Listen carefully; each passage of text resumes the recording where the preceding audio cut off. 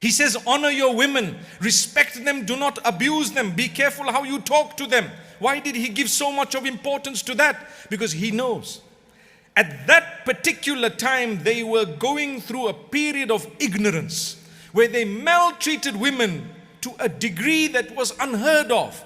He came in and he had, I wouldn't like to call it the guts and the courage because he was a prophet of Allah, but he stood firm. He even showed his companions how to be romantic towards their spouses when that was something unheard of at the time. It was something unheard of at the time. There was a time when his wife, Aisha radiallahu anha, wanted to move from one camel to another because of how slow the camel was.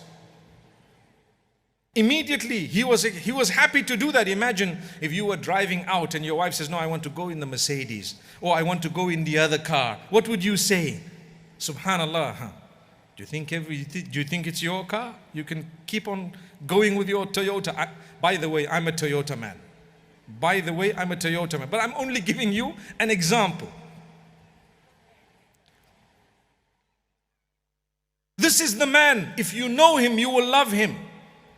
But when you don't know him, you won't be able to fulfill the due that he is owed. May peace be upon him, sallallahu alayhi wasallam.